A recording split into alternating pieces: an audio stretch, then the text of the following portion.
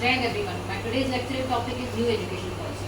New Education Policy 2020 is the first education policy according to the needs of 2021 century.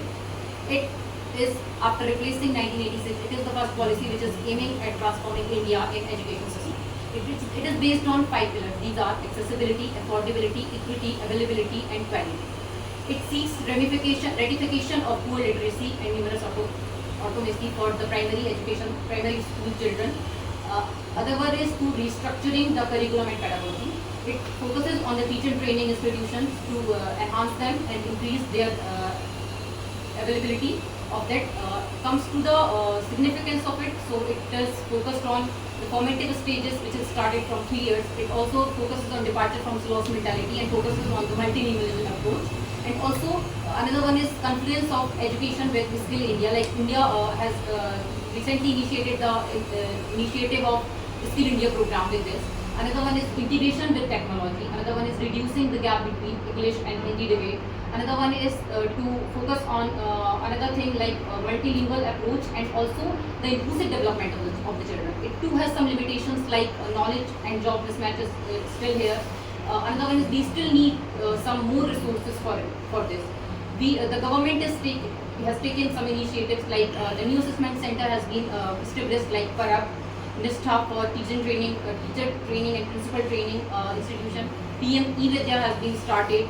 Nistha and PM3 schools have been started recently.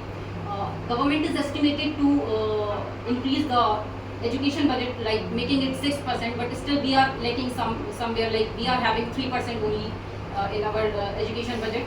And still government is focusing on to build some international institution like in gift cities we are building them, focusing on the education basis. If we talk about the importance of this, so it seeks ratification of dual literacy. And another thing is like since India is known for from ancient times, India is known for being Vishwaguru.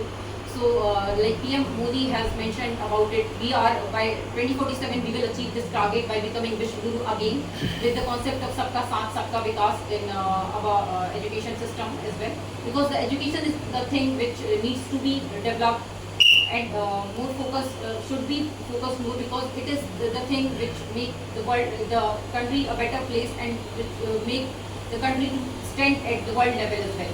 So we all can do this together with having the togetherness as well. And government has been taking the initiative. In the way forward, in the conclusion, I wanted to mention here is that we still need interministerial approaches like building the confluence between education ministry and labor ministry as well. And also we need to have more inclusive growth with this. Thank you.